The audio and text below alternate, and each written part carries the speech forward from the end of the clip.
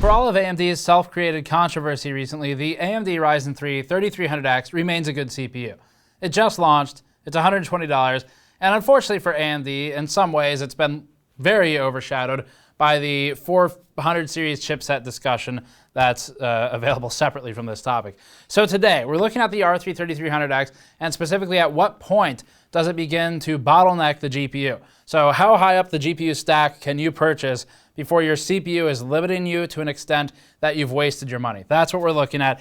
And the R3, we've already said it's taken a blank is enough for gaming ground, where an R3 is now enough for gaming, much like an i5 was once enough for gaming back until up until probably about the 6600K era, maybe a little bit before that, but around then was when we last said that. Before that, this video is brought to you by CD Projekt Red and the Cyberpunk 2077 PC modding contest. The Cyberpunk 2077 team is hosting a case modding contest that gives winners the opportunity to work with professional case modders to build the ultimate system. You don't have to do any physical modding to enter the contest, just a mock-up with 3 views of the mod. The theme is "The future is recyclable," and it should be inspired by Cyberpunk, which has countless sources of influence for the work. The contest ends on May 17th, and Cyberpunk's team will select 5 winners to partner with pro case modders to make it a reality. Use any tools you want to make the mock-up of a Cyberpunk-themed build featuring e-waste or recycled materials, and then submit images to the team. Learn more and enter the contest using the link in the description below, or go to cyberpunk.net/cyberup. What's also interesting here is that there's been a bit of a paradigm shift, where previously you might buy something like an i7 CPU and a lower-end GPU with the intent to later upgrade the GPU, because the video card is the more upgradable of the two. It's just PCIe, or AGP as it may be, and the CPU often involved a motherboard switch. So, provided you're buying a 3300X, even if Zen 3 doesn't exist and it stops here, you still have good upgrade pathways way up the stack. Whereas Intel, it kind of stopped at an i7 until you got into HEDT. So then back to that discussion point of the paradigm shift, we're looking at a scenario where it might actually make sense to buy an R3 3300X if you're just gaming, kind of ignore the other workstation use cases for a moment, and get a higher end GPU, 2070 Super, maybe 2080 Super, and consider later upgrading to a 3600 if you come across some money in a year from now and you can afford whatever those might be priced at the time. So that's where it gets really interesting, as opposed to the previous method of high-end CPU and skimp on the GPU if you really have to budget somewhere and you don't want just straight balance with, say, an i5 and a mid-range GPU. So the content type today, we are using our GPU testing bench. We haven't officially unveiled this test methodology yet, but it's pretty similar to our CPU test methodology. It uses mostly the same games, except we've cranked up the graphics settings on them because it's testing the GPUs.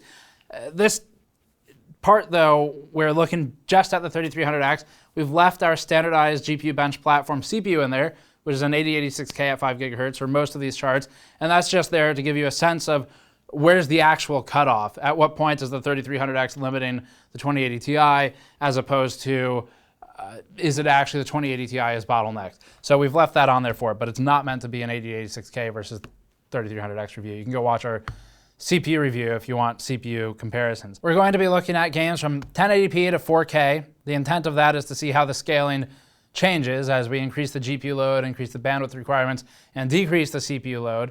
And again, the point of testing CPUs with the best GPU is that you don't want a constraint, because when you're saying CPU A is 20% better than CPU B, if that 20% is being capped by something else, it's not really genuine. Now, we do have some GPU constrained benches in our CPU suite, because people always ask, okay, well, what's the real world version for gaming with higher settings? So we leave 1 or 2 of those in there, but this is looking at basically only that scenario, except sometimes at 1080p with certain games. So enough of that, let's get into the benchmarks and show you at what point does the 3300X full stock constrain the GPU.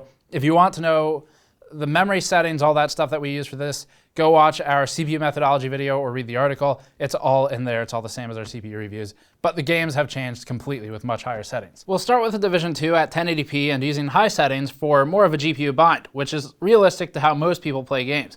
The R3 3300X does eventually hit a limit on the 2080 Ti, unsurprisingly. Otherwise, the CPU reviews wouldn't have much point, since all the CPUs would look identical with a lower end part. Even still, it's impressive how far the other parts scale. The RTX 2080 Ti coupled with our GPU test bench platform, a 5GHz 8086K, ends up at 202 FPS average. That's only 8% ahead of the 3300X of the 2080 Ti, illustrating that the CPU limitation doesn't kick in until pretty late. Frame time consistency isn't too restricted, or at least not disproportionately so, as represented by the 1% and 0.1% low numbers that are shown. The RTX 2070 Super is not limited by the CPU here and maxes at 142 FPS average under the 3300X. You'd get full performance in this title out of a 2070 Super. The RTX 2060 KO, the 1650 Super, and the 5600 XT Pulse are all constrained by two factors. One, the CPU, obviously, and two, the overhead present in AMD CPUs with GPUs where there's an inherent decrease in maximum potential versus Intel. This is illustrated by our 8086K 5GHz result with the KO at 114 FPS average versus 110 of the 3300X and KO. This isn't something you really need to worry about too much because in this instance, in terms of raw percentage difference or perceivable difference, there's not much of one. So far, this is a strong start.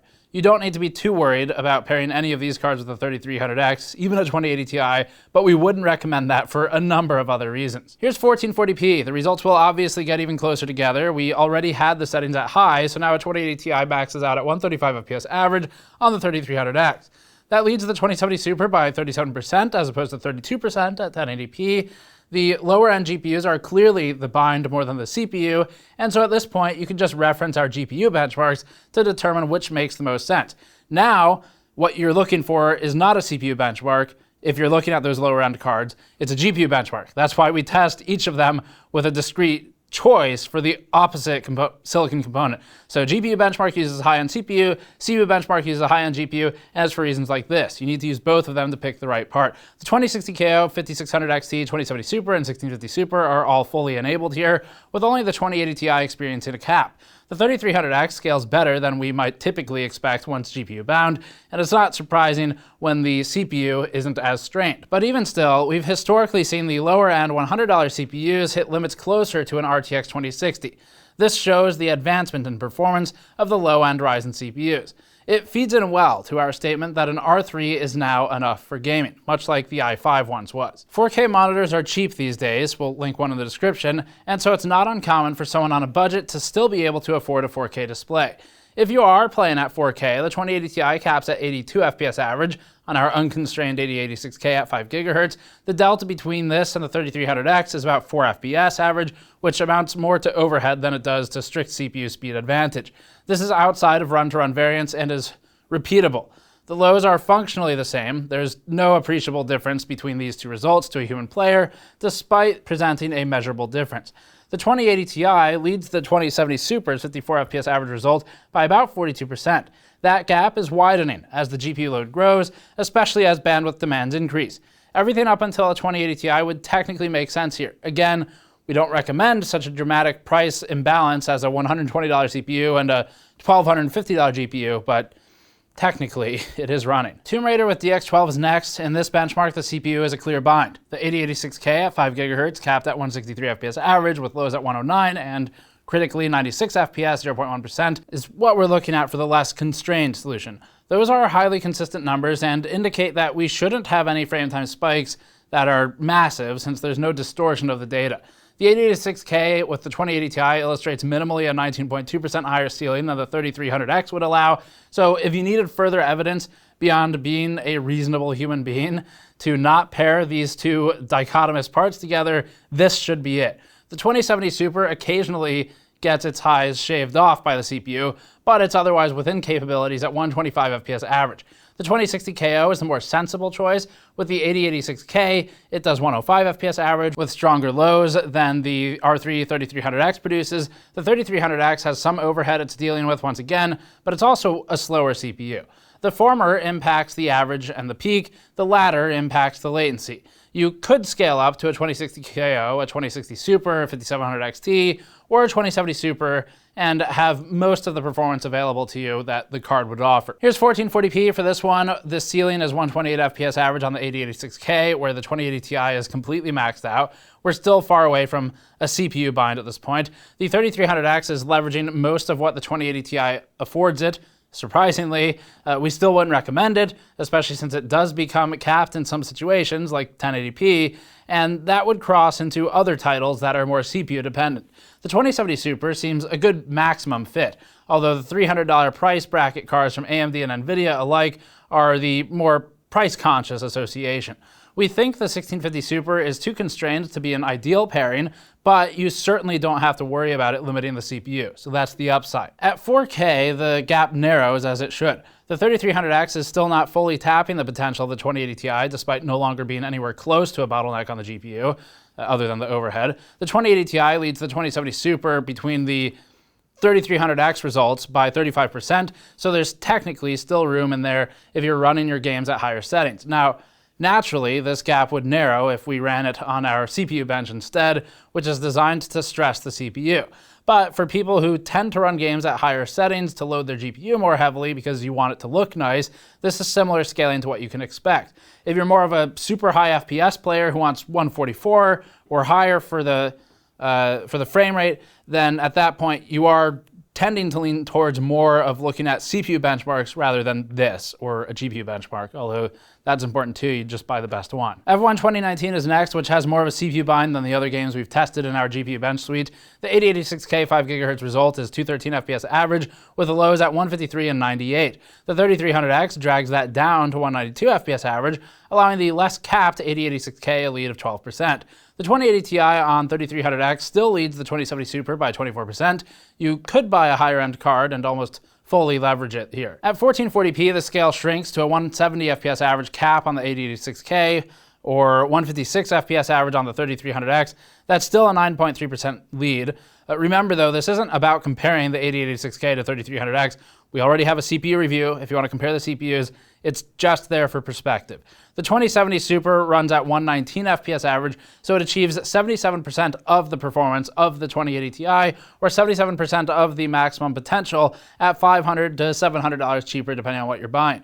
The 2060 KO achieves 62% of the maximum performance possible at $300. Here's the 4K F1 2019 chart. The 103 FPS average cap versus the 96 FPS average on the 3300X shows that the 3300X still has some overhead it's dealing with. The end result is that overall you could buy basically any of these GPUs and be almost fully unconstrained at 4K by the CPU. That's the nature of high resolutions like this. Of course, again, with more CPU-constrained games, or with production applications that leverage the CPUs more, you could end up with an imbalance. For just gaming though, the R3 is enough for today's games. We'd still recommend at least one step down from the 2080 Ti for better overall system balance, particularly for anyone working with more than just purely games. Red Dead Redemption 2 is next, starting with 1080p. In this game, the GPU test bench with the 8086K has a 21% higher performance ceiling than the 3300X with a 2080 Ti, and that illustrates that the 2080 Ti is kneecapped in a significant fashion. This game is making more even use of the threads and of the frequency, so you have to consider both aspects. And you should consider the 2070 Super to be more of the proper maximum fully leveraged support tier.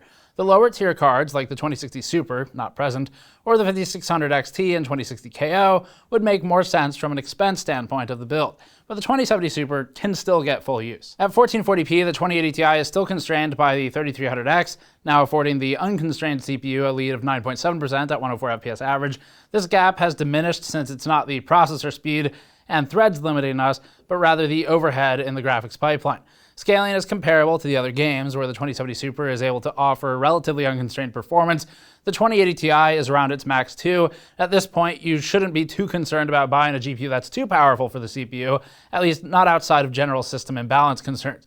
If you only do, for example, CUDA-accelerated tasks that don't benefit from threads for work, and the rest of your use is gaming, then a higher-end GPU may be well-suited as a combination.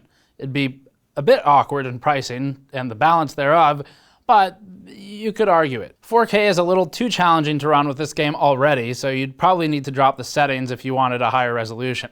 For most people, we'd imagine higher settings and lower resolution may be a more enjoyable experience, but that's becoming subjective. Regardless, the hard cap is about 60 to 66 FPS average. The 3300X still has some overhead versus the Intel parts, but this isn't new and is something we already discussed in our review of the 3300X. 2080 Ti is fully enabled here, as far as AMD will permit anyway, and is 37% of the 2070 Super. The rest of the cards line up like they would in our GPU test bench. We're not here for absolute FPS numbers, after all, but rather a sense of scale and limitations on the 3300X. What we care about more is just the percent difference between everything. And with that, we can see that the 3300X isn't as limiting as you might expect. Total War 3 Kingdoms on the battle benchmark is next at 1080p Ultra. The maximum possible performance out of the 2080 Ti is 117 FPS average, which is 12.4% higher than the 3300X allows. That's still good for the 3300X, although it does start showing signs of strain in the disproportionately low 0.1% value at 56 FPS, indicating more potential stutter. You probably shouldn't buy a 2080 Ti here. You shouldn't anyway, but in this instance, we're seeing that there's clearly a limitation that's not experienced on the higher end CPU, so you'd be wasting some of that money. The 2070 Super isn't bouncing off of the limits like the 2080 Ti above is. The Ti leads the Super by about 27%, and again, beyond this, you're just asking for a straight up GPU benchmark, since we're no longer CPU bound. This shows that most of the cards can get relatively full performance out of the 3300X. At 1440p, the ceiling is much lower at 77 FPS average, and the 1% and 0.1% lows are also tighter together.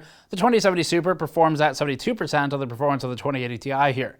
4K with these settings is too constrained to be viable, so you'd have to drop to high to actually be at a playable FPS on anything. We'll just pop this one up briefly for 4K. The 2080 Ti leads the 2070 Super by 43%, so the gap is growing with each resolution hike.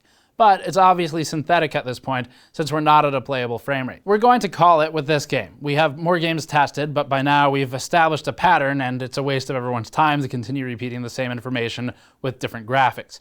We're here for limitations and sense of scale, not necessarily for per game performance optimization, so we've gotten what we need. In this scenario with GTA 5 at 1080p, the 2080 Ti is getting capped, so the maximum difference between the 2080 Ti and the 2070 Super on the 3300X is only 17%. Still high, but not as high as some of the other titles.